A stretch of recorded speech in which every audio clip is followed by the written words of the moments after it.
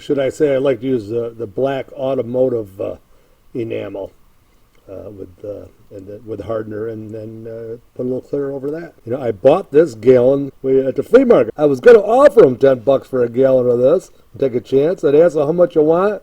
And he said $2, and I go, okay. Man, I was that's what it was, only $2. I couldn't believe it. Geez, it turned out to be it's the same number and brand I've been using, and it turned out to be pretty good. I think it's, geez, I don't know, $100 a gallon, something like that.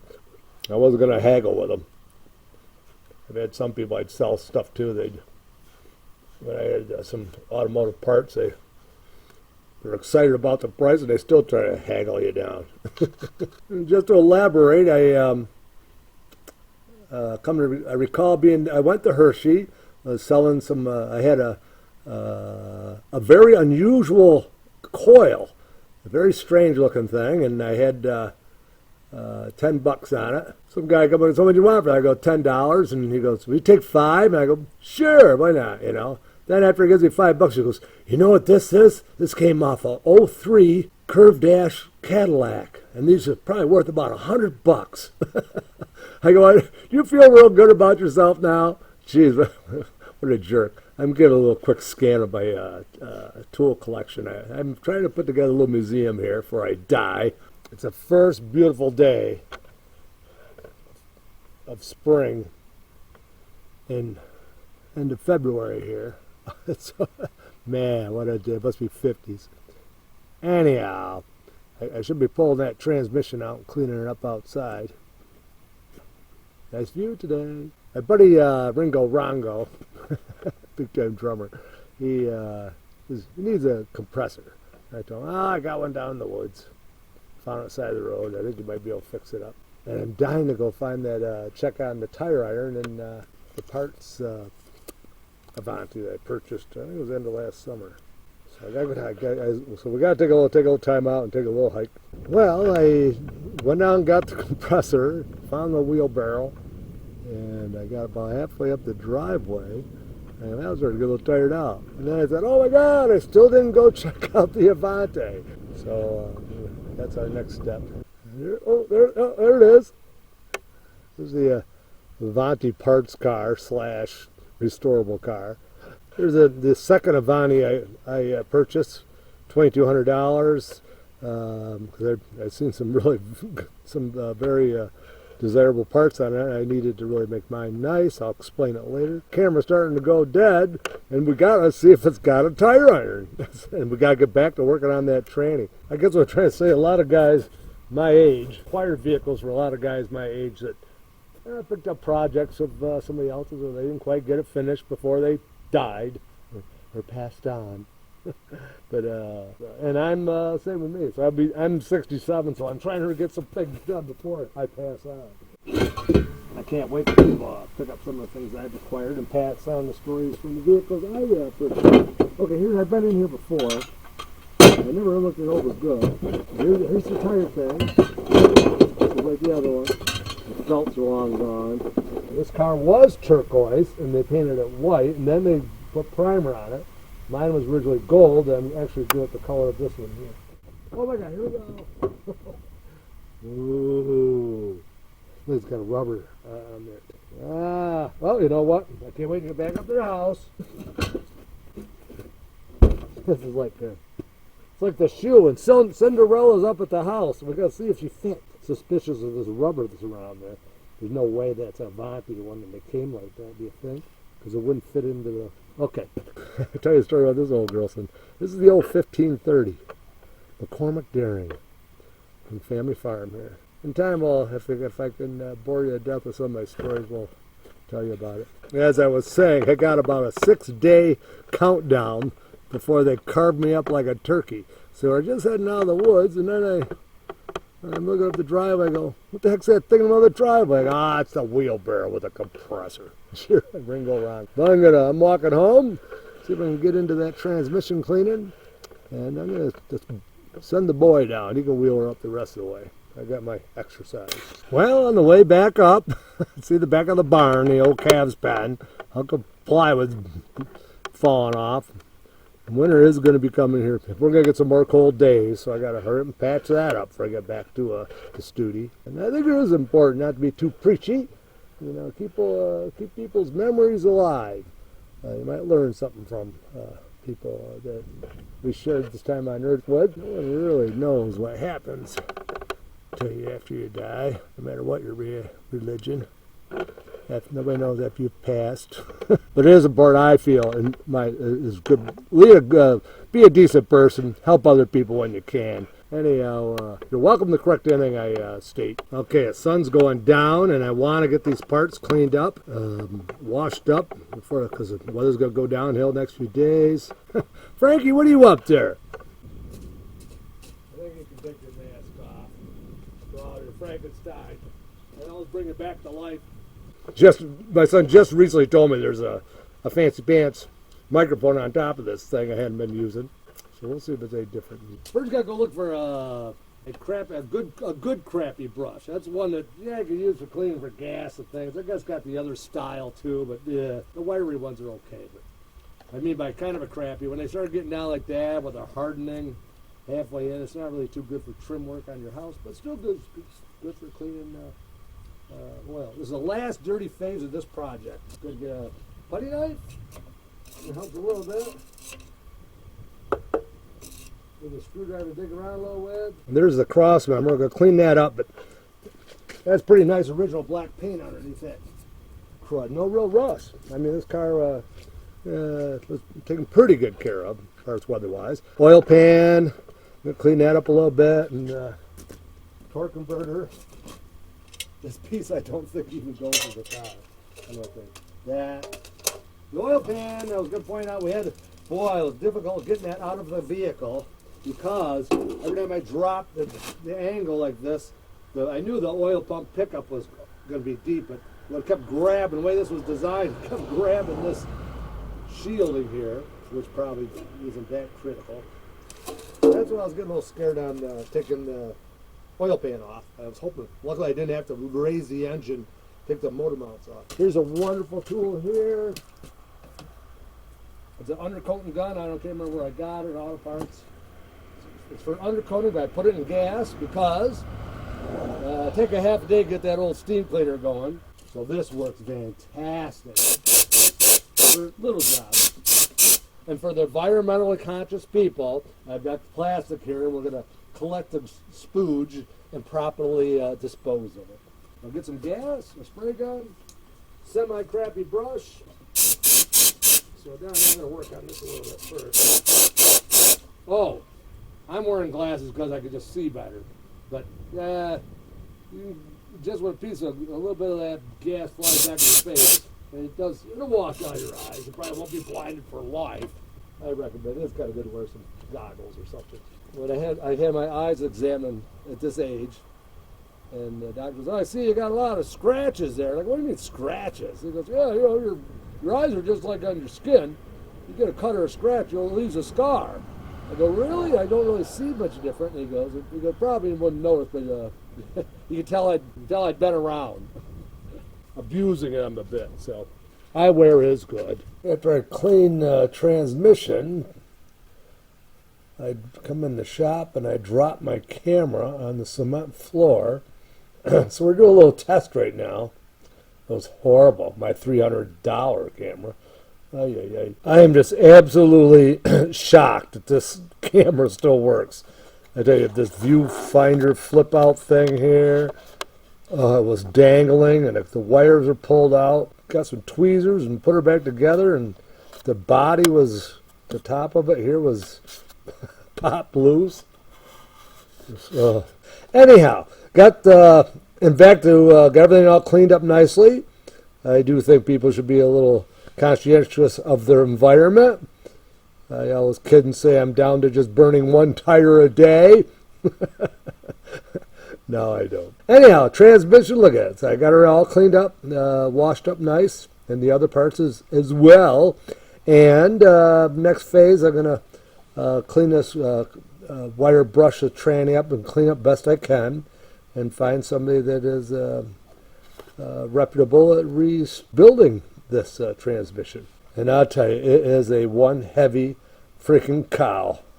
And I think the way these Studebakers are designed, it looks like that bell housing actually just unbolts from the automatic transmission. Now I bet it's the same bell housing they use for standard shift manual, and that's only because they just didn't. They didn't change their design since I think 53, 54. I just can't believe this vehicle broke all these land speed records with all this weight in it.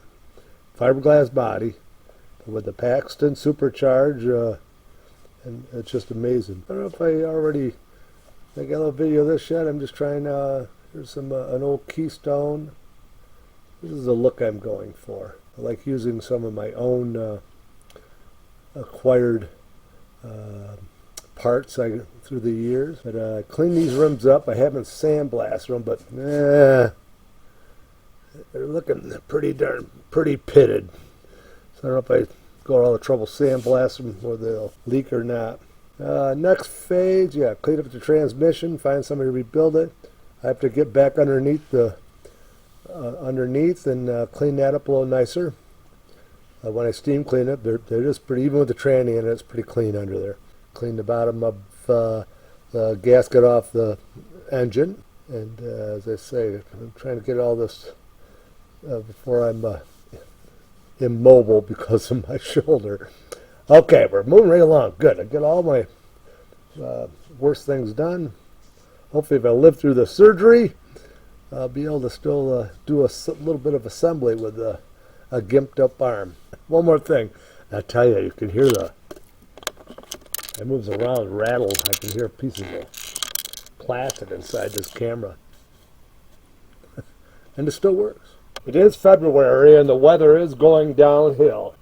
We'll get this cleaned up outside instead of in the shop. I like our new doorbell. Anyhow, my neighbor Fred, he's the Hemi guy. We'll be visiting him in the spring. He turned me on these really heavy wired woven type, which is really good for when you're really getting into it. I've always used these softer ones. Yes, you shouldn't. These are great and they last a long time, but a little rough on aluminum and such. And the other day I was going to point out that I do respect my brushes to the very end. Clean them up, they still can use them. I try to keep them in the little jackets. When they get all tore up, we put a rubber band around her. We're starting to live it up here at the Briggs Garage in our household. So my son, I went through the sock drawer. I never throw a sock out before it's time. Years ago, I would sew a couple holes in them. Then they got a hole in them, then I turn them into rags. Well, the other day we lived it up, and all the mismatched socks that make for great rags are blowing your nose while you're working. Okay, well there you go. So I'm wire brushing it.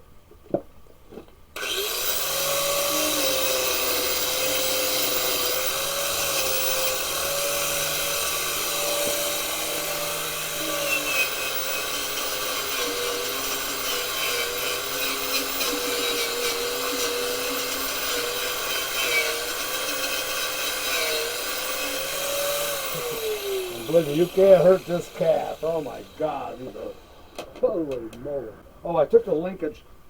The linkage was it's very tight up under that transmission tunnel, where they designed the car to that frame. So it's kind of tight up there. Well, it was doable, but it was easier to take the linkage off the way you might have viewed it earlier. Now I photographed it, and I'll put the linkage back on when the tranny's rebuilt and put it back in. It's easier to hook those two ends of the shifter and the kick down. One transmission line, boy, it was touch and go. I'm trying to get up in there, but it was in good condition. It broke loose. I always saw people with these down vests, they always look so puffy and stupid. But I found this in the trunk of one of the vehicles I purchased. And I'll tell you, these are great, unbelievable. In fact, instead of sewing, I put a little duct tape on there because the feathers were starting to, they're coming out. I was getting ready to do some more wire cup brushing, and you know what? I looked down on the ground here where I'm filming. I go, those are pretty perfect round pieces of gravel out here. And I go, oh my God, they're deer droppings. I thought they were stones. Can you believe that? Last night, a deer is here at the front door, well, the garage door, crapped, took a crap, and I can know it's that because I can see there's a little trail of them here. See, a few more over here. And I go, oh no, that can't be. I squished them. Ooh, isn't that amazing? I've seen deer out in the front lawn all the time. In the wintertime, they come and they try to find a few more horse chestnuts out front here. Boy, they pick that ground clean by spring. I had to point that out. I can't believe that. They're this close to the house. That's what they are. Clean up the oil pan. You know what? That's how heavy duty that thing is. But it makes for a nice workbench here.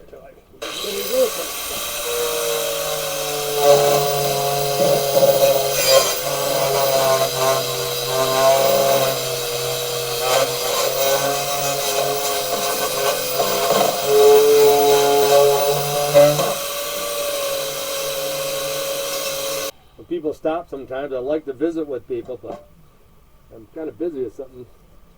All you gotta do is start up that little grinder or one of these things, and they usually leave. They don't want to hang around. Then at some point, yes, I will be. I'll be painting them real nice black enamel, and the oil pan I'll do colors of the engine and clear them, even though no one will see them down there. But once I take a part off the vehicle, then I do fully restorate it, sandblast or clean it good and repaint it. I wonder how many people out there really watch some of this stuff. Look, I had one more thing. Look at how these deer poops, though we ever have experienced a little bit of a thaw, but you know when the deer poop, you know, they're nice and warm and hot, and look how they kind of melted into the ice. I don't think it was just from the thaw. Well, I got most of my wire brushing done outside, the worst of it, but it's starting to rain, so I had to come inside. Check on the fire. I'll share something with you. For many years, if I broke a wooden handle off a hammer or axe or my splitting maul, gee, you have to drill this out with a drill and try to get that little wedge out. A friend of mine yells, let me show you a little trick I learned in Vietnam. A buddy of mine by the name of Red, his last name was White. Let me show you a trick I learned in Vietnam. Bill had nothing to do with what he might have done in Vietnam. But I always tell my son that. And he always says, well, Dad, you weren't in Vietnam, which I'm lucky I just missed it because I failed 5th grade. I'll be back in years. I missed Vietnam like the military. Anyhow, so through the years I come up with this great idea. Here's one that isn't broke. Ooh, isn't that a great sound? So I got to come up with this brilliant idea. So if you get a broken handle or something, you know, they're made out of iron. Where is it? So my son broke one the other day. And so I said, let me show you a trick I learned in Vietnam. There she is. There you go. Now if you have a candle. Usually if I have these things, I wait till fall or winter. See, then you take it out. They're made out of iron. You can't freaking hurt it. And there she is. All gutted out. Now if you want to get another handle, there you go. And we'd show it to the boy. Oh, geez, it's a little smoky here. Okay, back to wire brushing on the Studebaker. I got the tranny all cleaned up real nice for rebuild. Looking over closely, I saw this nice big access hole. It's like, oh, I wonder if the same bell housing that might fit the standard transmission. But I realized what it's up, thinking that was where the fork would come through. But if you flip the transmission over, I find that it's on the wrong side going on. Because this would have been a good time to switch the car over to a standard shift. Because I do see there's a mount on the welded on the frame that I believe is for the clutch to operate the clutch fork and arm. Okay, so I flipped it upside down. Did want to kind of see what was going on in the pan here. I'm pretty sure this transmission has never been out of this car. I have really good records on this vehicle since it was new. But I did notice that when I took the bolts out, a couple of them were missing lock washers, meaning somebody had been in there. But I wanted to take the cover off, just see how grungy it was. The transmission worked fine. The issue was it was a real bad leaker. Then I noticed this little, like, tab down here. And somebody brazed it on. Closer inspection showed me that from the factory it was spot welded. Then it must have came off. Then I discovered that I think somebody did drop the pan off to change the filter. And I see somebody put a wire on here to hold this clip that holds the filter. And then I think they brazed it on the wrong way, because that was supposedly to hold this filter in place with that springy arm. All said and done, I do have my parts car, Studebaker Avanti, which is a good car, number R3956, I think it was. So when the weather gets good, I'm going to go down there and I'm going to drop the pan off it, which I hate to do on the car. The transmission's in the vehicle, though the engine is apart and inside. And I'm getting ready, about to do some painting. I just couldn't live with this. The hog troughs are such a vital, important part to these. So I'm going to, there's sand, I'm going to repaint them. They had some of the paint pulled off and I had the tape on there, though I had it cleaned up pretty good. I had the tape on there pretty good too. I guess while I'm down here, my exhaust looking pretty good. Nobody would ever know, but I'm going to get down here and I'm going to mix up some paint, I guess. And I had to take the oil pan off. Yes, I'm going to, because the tranny's out, I'm going to go ahead and paint that. While I have some black paint mixed up, I'm going to do my cross member. I didn't bother sandblasting, and it was very just nice and greasy in oil. That's one thing good about a leaky, these leaky Studebakers, I guess. So it was pretty nice shape. So I just cleaned it up real good, washed it up with gasoline, wiped it down with clean gas and a clean sock. If it was something of more importance, I probably would have used an enamel reducer on some kind of clean rag. But I think we'll be okay here. So I just cleaned it up with gas. Like this, why we got it off. And here's one of the linkages for the, that was the kickdown linkage. One item I spent an hour on this thing here. This little, see that there? It's a bushing, a rubber bushing for the automatic shifter. That thing was on there and I couldn't, it gave me an awful time trying to get that loose, worked it off of there. Had to use this whole selection of screwdrivers to keep kind of tapping it and working it up and down. These are all everything I needed, and finally I got this underneath it and tapped it up. They probably have one of those new, but it's in pretty good shape, but it was frozen up. And when I put it back together, put some nice grease on there. Okay, now I'm going to go ahead and paint these items. Let's say I wish it was a standard shift. But I think we're going to stick with the automatic transmission.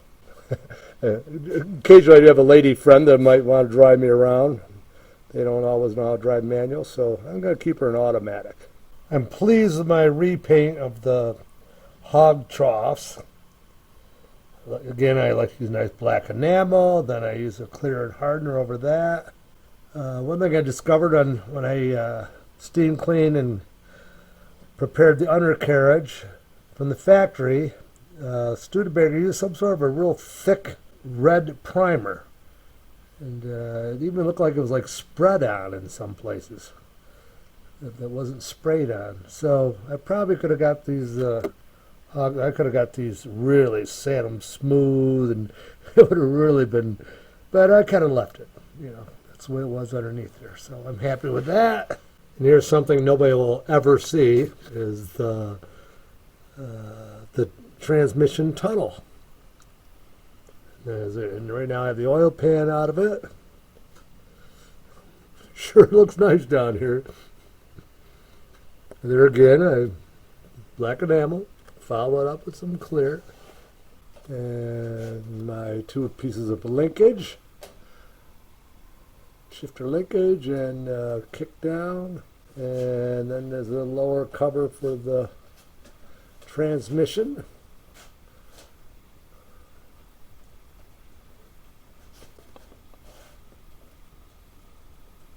Cross member.